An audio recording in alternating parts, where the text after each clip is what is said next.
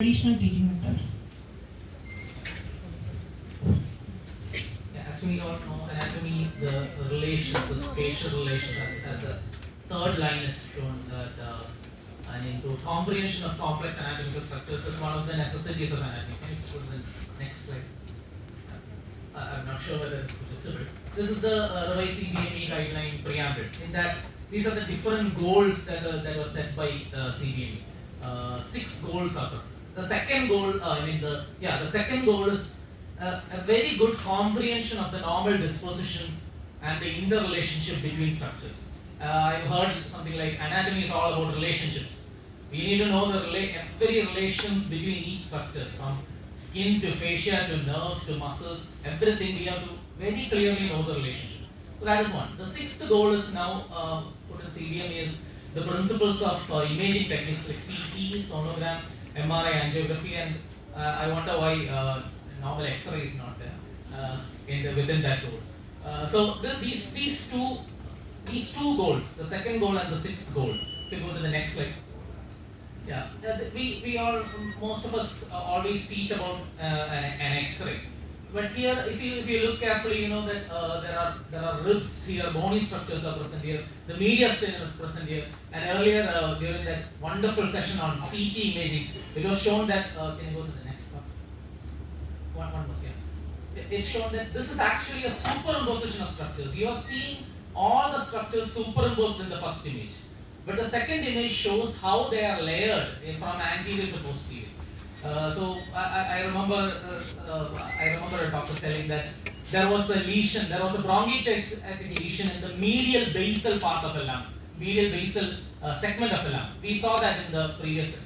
If that is present in an X-ray, it is behind the heart. So that is actually a complex relation. It is just an anatomically complicated relation, but that can be easily taught if you just bring these two in our teaching scenario. That we always teach in the gross anatomy lab, and finally we maybe teach X-ray alone. But if we add maybe one more cross-sectional anatomy view, we are actually integrating the second and the sixth goal very easily. So my opinion is to, instead of having this, for example, here you are seeing the ribs, you are seeing the anterior part and the posterior parts of the ribs. But getting that idea in that sectional image is also important. We need to identify the ribs in those sections also. We need to identify the right and the left lung. That is also not, I'm not sure how many students know which is right and which is left in a CT scan.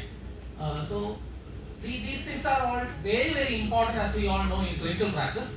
But our role in anatomy is to introduce this. We are not asking them to get expertise on this, but the best thing is to introduce this and use it as a tool, as mentioned, to teach complex spatial. So it will be mutually beneficial. They will get an idea to interpret images better. Their understanding of anatomical relations also will be better.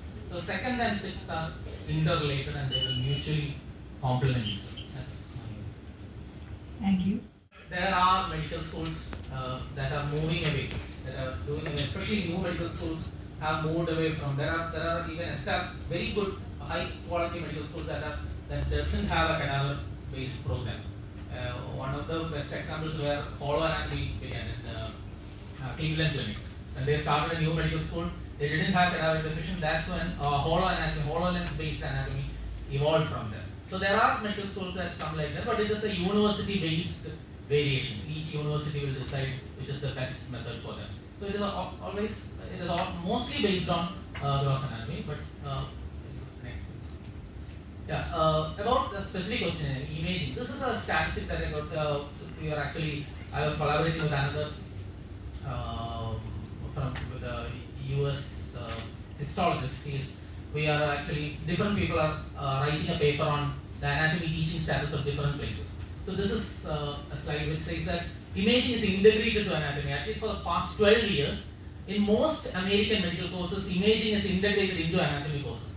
92% of Canadian, 65% of Mexican, and in UK medical schools they have what is called as a spiral curriculum. That means in year 1 they will be teaching about the basic anatomy. Year 2 they again will be taught, and some medical schools year 3 and year 4 students come back. When they do some procedure, they come and relearn anatomy.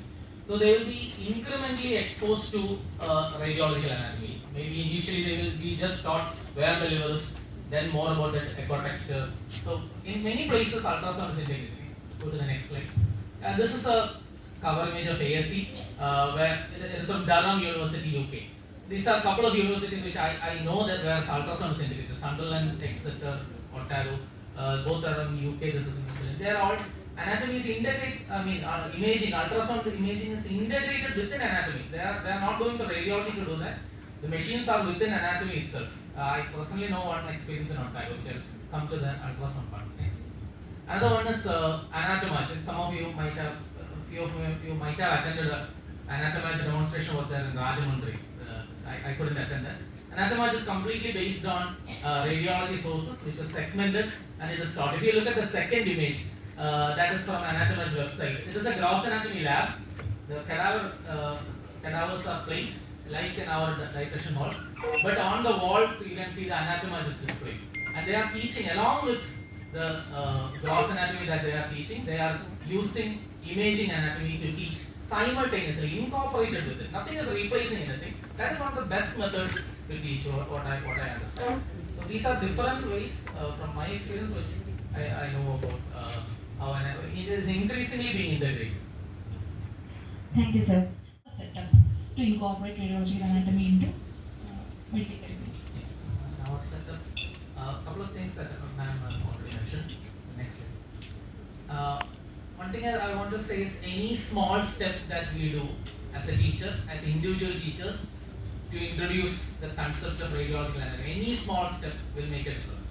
Any small step. Even what I said, identifying right and left itself is a step that you can do. Another thing is get familiarized with online resources for ourselves, and we all have, what I've seen is we all have, as this dissection starts, we all have table groups with students. So share these resources with them. Very easy, free ones are Radiopedia, e-anatomy, and the radiologist.co.uk. These are all very free resources, very fun to learn resources that we can share. This is very practical thing. A single, as I said before, a single step can help a lot for students to learn. So the next is have radiographs in gross labs, whether instead of having a single lecture in the end of a session. Instead of that, I think during a region itself, if we have even some radiographs, maybe an X-ray or CT at that time, to show some relations, that will all have a huge impact. Maybe in our walls, instead of paintings, we can maybe have radiographs also. At least maybe illustrations of radiographs. That can all create what they call a stimulus for students to think about what it will look like in imaging. So another thing, this is having a CTMR stack.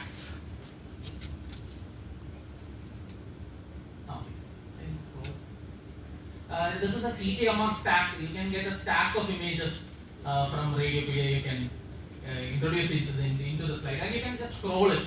As today, Professor showed a very good illustration of how different levels. So we can scroll like this and show the mediastinal window or the lung window to show the different relations in a CT stack. Students can also explore it. So having something like this, maybe a couple of times during the thorax session.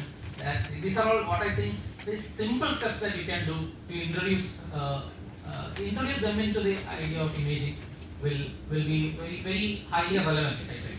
Because what I feel is some of the competencies that, as Sir said, may not be that much relevant for if we examine each of the competencies very carefully, they may not be relevant for a primary care physician. So we may need to re-examine these competencies individually. We may have to re-examine and think whether actually this is relevant for a doctor, and that may make this things more relevant and make these things more into the scene.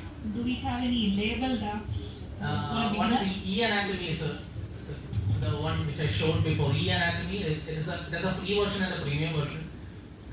Free version has a lot of labeled apps. Scroll and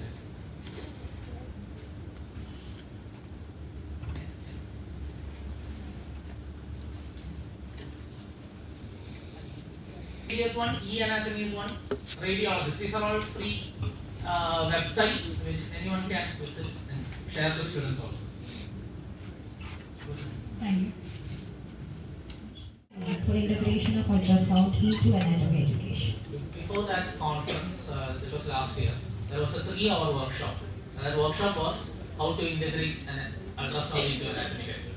So if you go to the next slide, this is how, as I shown before, ultrasound is being integrated in many colleges. As we know, there are challenges, but it is being done in many parts of the world. And one of them is University of Otago. Go to the next slide. This was actually a workshop. It's a 3-hour workshop. They actually trained us how to hold a probe. The training was done by an ER physician, radiologist, an emergency room radiologist.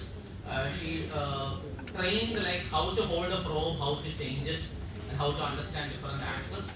From there, the basic physics, and then we were allotted to groups of 3. And this is what you are seeing. 3 of them. He is Dr. Dushan from AIMS Jodhpur, and the other person is Suresh. He is from Singapore Institute. We 3 were sitting together. I am the subject. I am placing my hand in a water cup to basically, as a gel as a glue between to increase the ultrasound waves to pass through. So my hand is inside a water cup, and the probe is held by Dr. Suresh. He can change the probe axis. He can make it longitudinal, he can make it axial. And Dr. Dushan is identifying the structures. This is how they do it on students. After one region, they have a half-day session where they will do that region ultrasound. So they will, here I could actually flex my fingers. I can see all the FDS and FDP moving. I can see the pulsation of superficial pulmonary artery. I could see my median nerve, I could see the radial nerve in the radial group. Everything I saw in the dissection lab, I saw in my own body there. Okay, in the ultrasound. It was a very wonderful learning experience, and I feel that really motivates students. Because seeing all this in the cadaver is something, but here the highlight is it is living anatomy. So they always highlight ultrasound. Today, Joseph sir especially mentioned that there is only one imaging modality which can show living anatomy. We always ask about the pleural recesses, but do we actually teach them that the lung actually wedges between that when we inspire and expire? That can be shown in ultrasound. So all this were taught there. How much functional the human body is and how it can be imaged without any radiation. And it can be done. This is all done among peers. That's what they do. Then there are a couple of ethical issues, as Madam mentioned. One of the things is that when we do imaging like this, there can be incidental findings, and that is something that they are very careful about. They won't comment anything about it. The anatomy faculty are still basically trained. This is only for anatomical relations. They are not doing any diagnosis. So they need not be so much trained. That is their idea. They have been doing this for 13 years. That's from 2010. Okay? Actually this, as Sir said, they started with condemned ultrasound machines. This university started with 6 condemned ultrasound machines from their radiology. So they didn't have any expenditure initially. So that is how they worked on University of Otago. So this is one thing. This was my experience there. And here the thing is that 3 of the people are learning actively. The person who is identifying, the person who is moving the probe, and the person who moves hand. All this is a very good learning experience. This is fine. Thank you, sir. Next question.